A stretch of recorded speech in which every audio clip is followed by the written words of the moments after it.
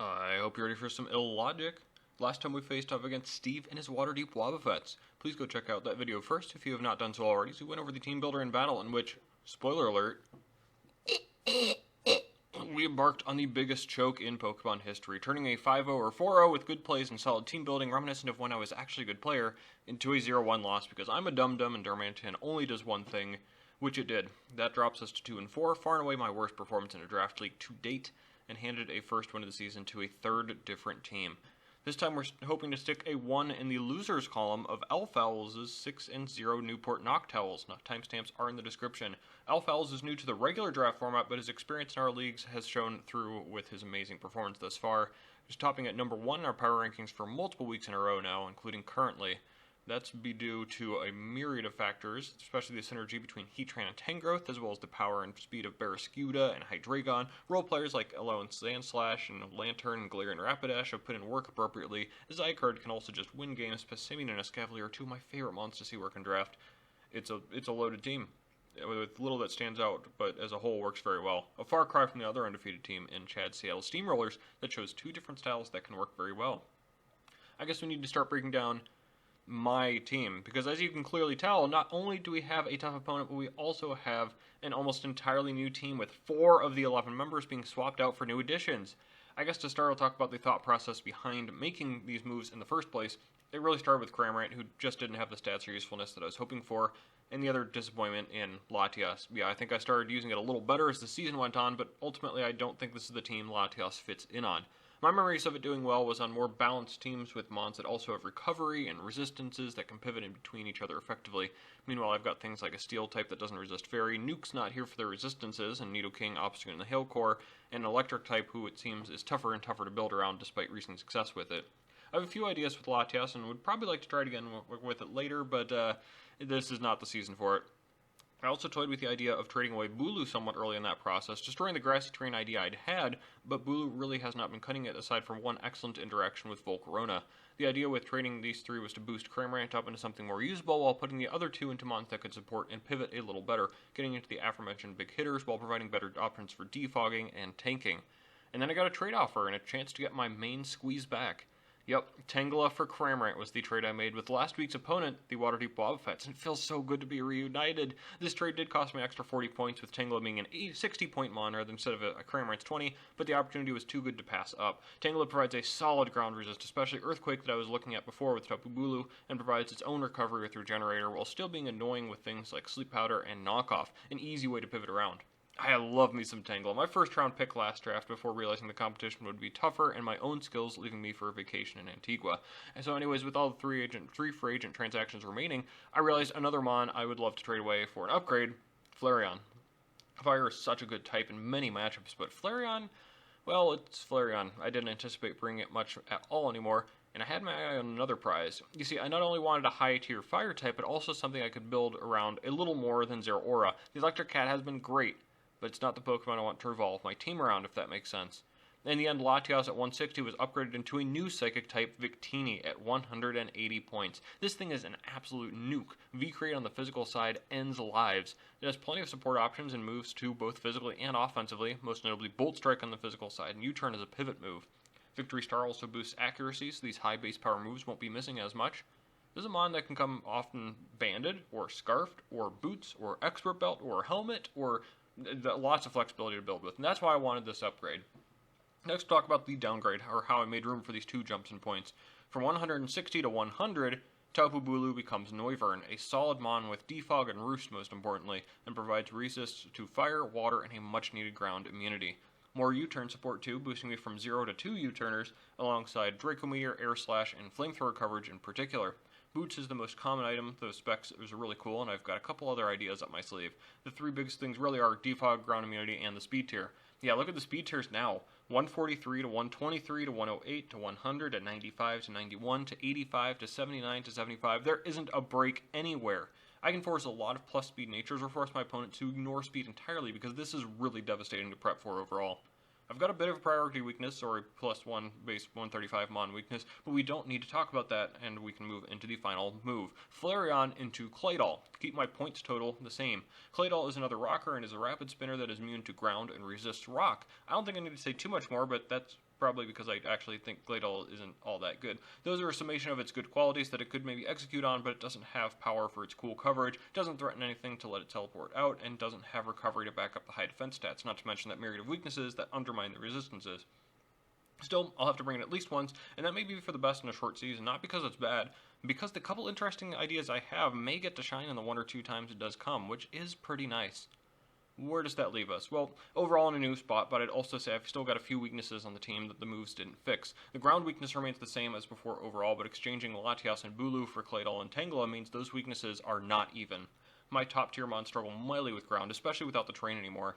Dragon is also a bit of concern, with Kobalin being the only resist now that I've let go of my Fairy, and Neuvern of course being weak. Something like Garchomp that Zach has, or the upcoming Zygarde 10% we'll talk about in this match, are terrifying.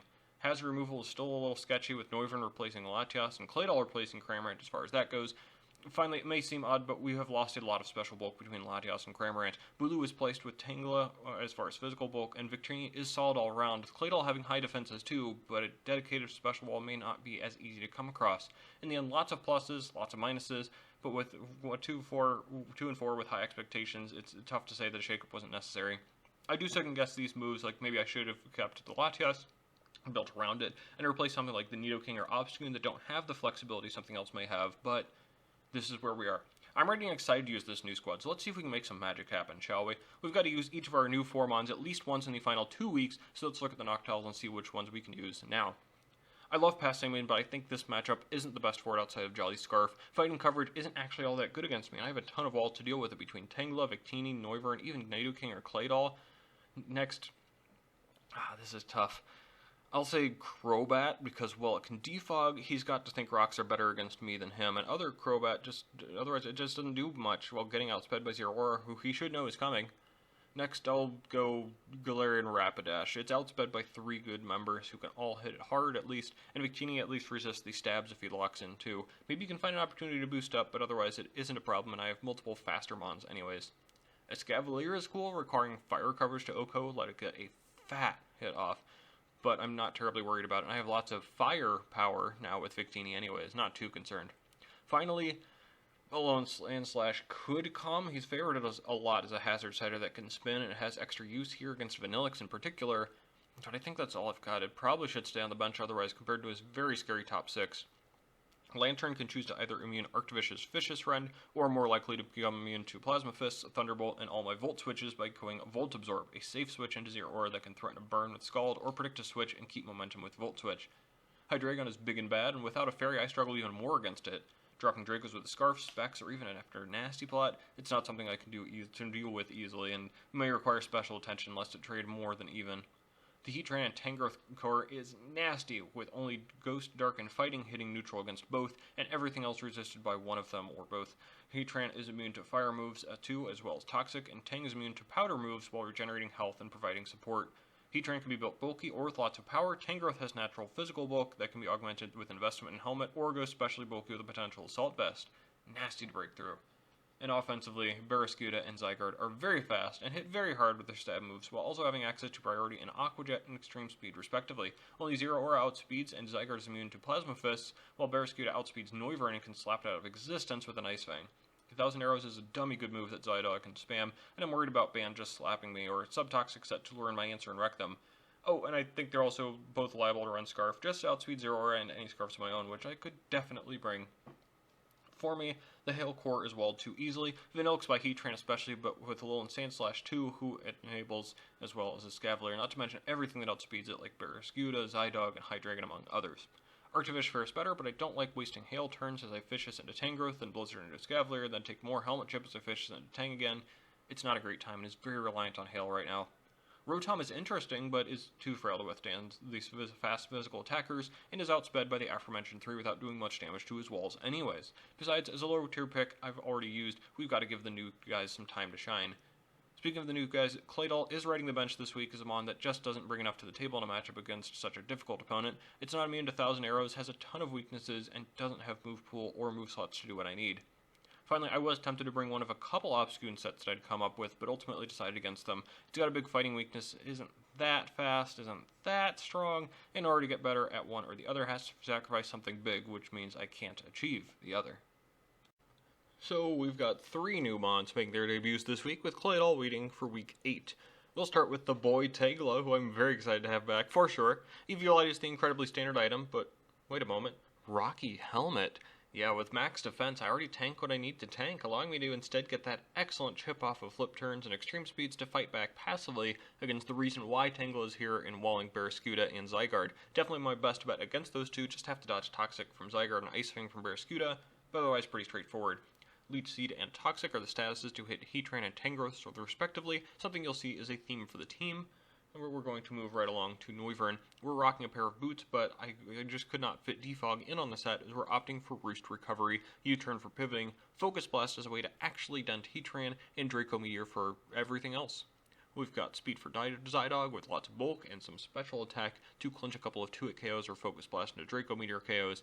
It's pretty simple and straightforward, and you'll see another reason why I decided to forego Defog in a moment here, as we see another pair of boots on Victini, the final new member debuting here, rocking 4 attacks and speed for Hydreigon, with plenty of power to boot. Victini can be an effective pivot into Choice Select Barraskewda or a Volt Switch from one of my remaining Mons into Victini, and boots is the best way to keep it around a little bit longer, considering the lack of recovery and how heavily my opponents have prioritized rocks recently, and probably rightfully so.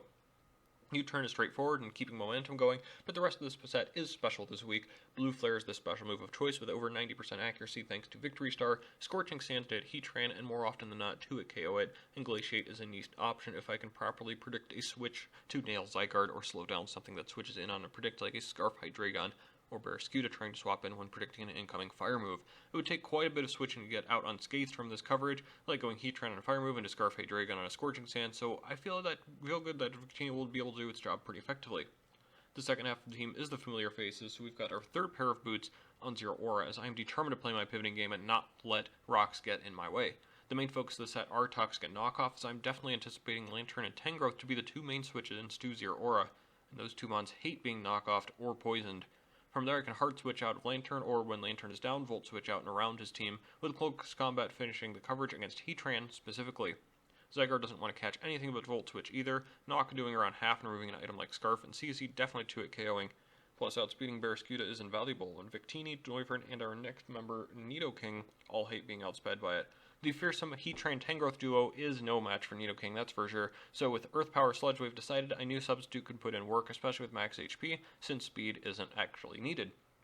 Ice Beam is last, as it can call out double switches effectively, like if I predict a swap in a Hydreigon to immune Earth Power, I can outspeed and click Ice Beam instead to catch him, with Ice Beam covering almost everything faster than the king. Lastly, check out the special Scarf Cobalion. Still got rocks, but Scarf Volt Switch outspeeds Barraskewda and does 78% minimum to it, enough to KO after, say, Rocks and Helmet Chip. This is a last-ditch answer to Barraskewda if needed, as well as Zygarde, with a third member that can outspeed the DNA Dog. Hopefully, this set can catch him off guard, as it actually does damage to Tangrowth and pivots around, dealing more damage than he may expect. That'll be the team. I feel pretty good about it, despite drafting a whole different league at the same time, so let's dive into battle.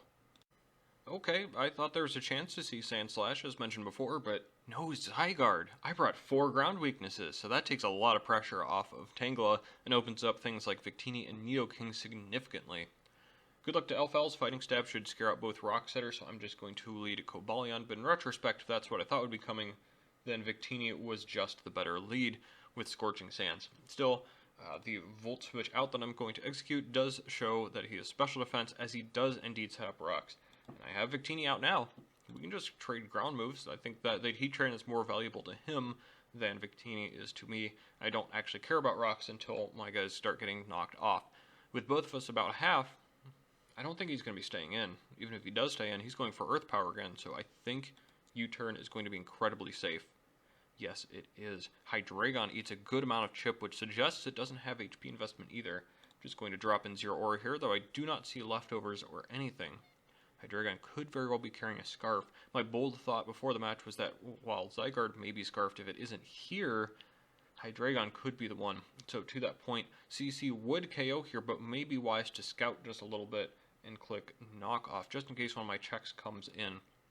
I am proven correct here as Lantern comes in, taking a big chunk from Knock and losing lefties. That is awesome. Looks like Lantern is probably specially defensive here, not worrying much about what Zero Aura is doing. Well, I have a feeling Scald's coming, and seeing a Alolan Sandslash as a possible Arctivist check makes me double down on this being Volt Absorb over Water Absorb. Can't Volt Switch out, and I really don't want to risk the burn here. Tangela doesn't have the Spadef and needs to be saved for Barraskewda in particular. Noivern is threatened by Ice Beam. Nidoking and Victini are hit super effectively by that Scald. Man, Lantern really is a pain.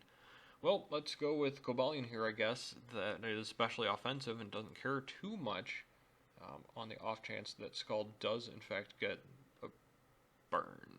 Yep. That's fine. 100% chance that was happening. Good call. Now, I don't really threaten Lantern too much, so he could totally stay in. I don't mind. He could Volt Switch out.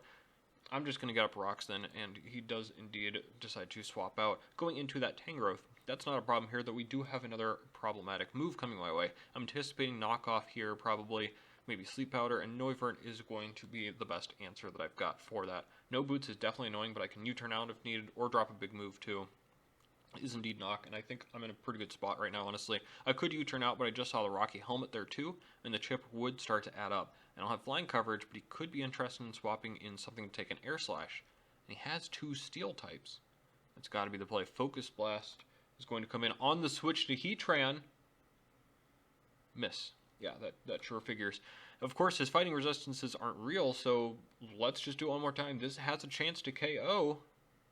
Miss. Yeah, that sure figures. And Magma Storm hits as he gets more Left Reese recovery. Nice. Well, I think I made the right play there at least. Just got punished for Noivern's move pool, I guess. That's fine. Well, you can just roost up into Earth Power. Nice play to keep me at about half. Well, I need to get that damage off on Heatran somehow, so I think I don't mind too much just going for Focus Blast again here, especially if he's going to try and Earth Power me one more time. Swap into Lantern, breaks Magma Storm. Okay. Hit. Crit. Ooh, critting Lantern is a big deal. This thing is so bulky, and it's only Volt Switch immunity. Nice to see it low within range of something like Knockoff into CC or Scorching Sands. Nice. I do want to stay healthy on Noivern because I'm missing Boots. So I decided if he's going to Ice Beam or if he has it, I can at least roost up and only take single effectiveness from it. But as I do roost, Lantern does actually have the T-Wave status for me. That's a bit brutal, no longer being able to Draco the Hydreigon. Still, if I can get lucky by breaking through this turn with the Draco, yes, down goes Lantern. Easy as that. We're up 6-5 with rocks on both sides of the field. Victini and Heatran at half, Cobalion half and burn, Noivern paralyzed, and Hydreigon, which is going to come in now at a little bit above half. Well, as much as I'd like to keep Noivern around, I really don't have to. Paralyzed and without Boots, I can probably just let go of this if he wants Draco. I don't have the best switch-ins either way. Substitute without lefties. Oh boy, but now the slow to U-turn crits here, which does definitely matter in breaking the sub. If it hadn't broken, that probably would have been a 0 or a Volt Switch back into Noivern, so depending on the Heatran that lived, we may be just even on the hacks here. Anyways, I am going to 0 Aura now, again on Hydreigon that does not have a sub up. I once again KO with the CC, especially now that I know that this isn't Scarfed, but this time instead of knocking, I think I can get the momentum train going again. Lantern is out, so I am going to be rewarded with the Tangrowth switch. It's time to pick a sack friend. I can just drop in my Nidoking, substitute up on any switches that you're going to be having, and do Heatran this time. And there's no reason to overthink. Your only momentum move that can break my sub is from Barraskewda, which isn't coming, so I will get a KO here one way or another. He does make a pretty good play going to Hydreigon on Earth Power, but I will definitely take a Life Orb, potentially Dragon Dance Hydreigon off of the board here, thanks to the Volt Switch earlier from 0 Aura. This is how you play Nidoking. Finally, it only took 7 weeks to figure it out. This is what I envisioned from the very beginning of the draft. This is what I wanted. Awesome. However, now we do have the issue of Barraskewda. Remember that chip I wanted on it? Let's grab that now with the Tangela swap, getting to 71% after the Rocky Helmet damage at least.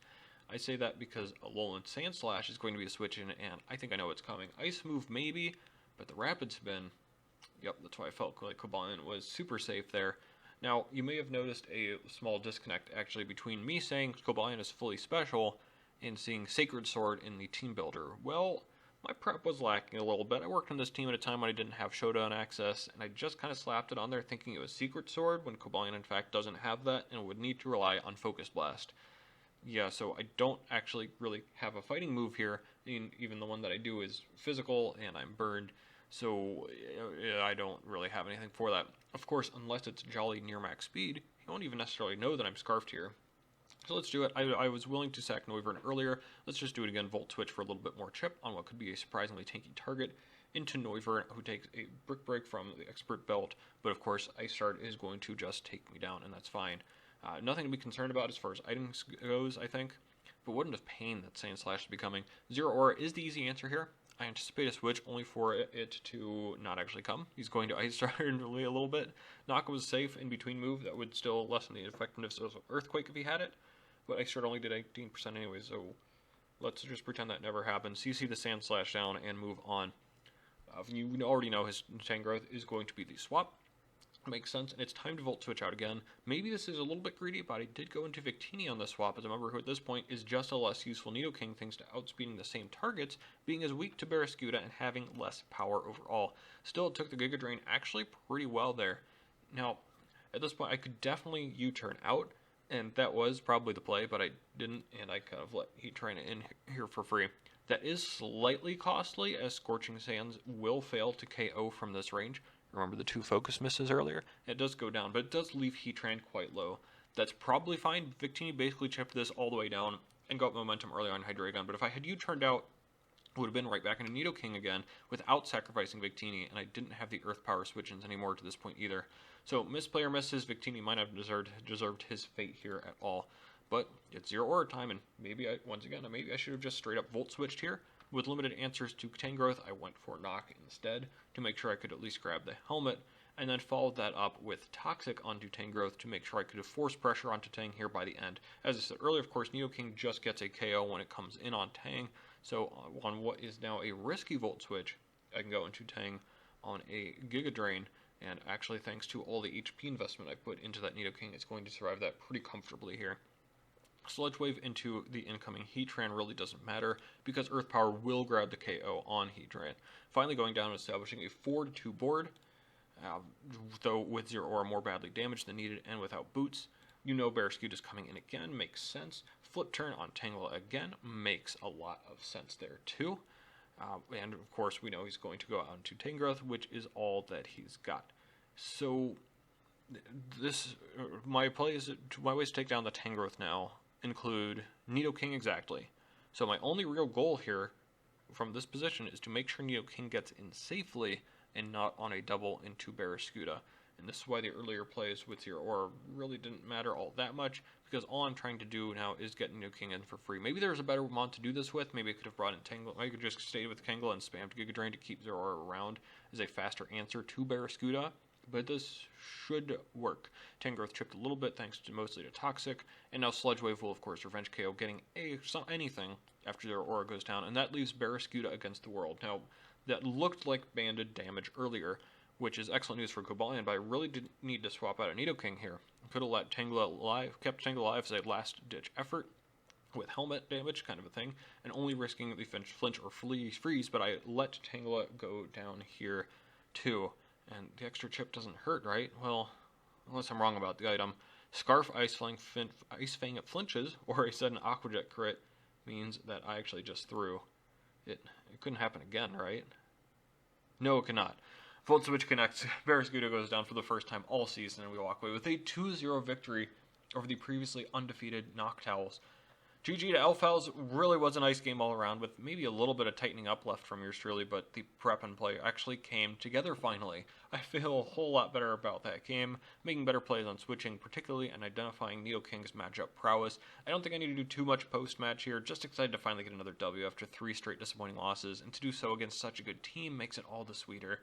Zero Aura and Nidoking are MVPs of the match for sure, but everyone did their part. It makes me more confident about the team as a whole moving forward. That'll do it for this week. We've still got an outside shot at a playoff bye, funnily enough, but we need 2 coaches to lose week 8, and us to take care of business against the 3-4 Cincinnati Incineroar, but it is still possible. I don't know if we deserve it necessarily, but with some coaches at the bottom starting to heat up, it may be best to avoid a matchup against them. See ya.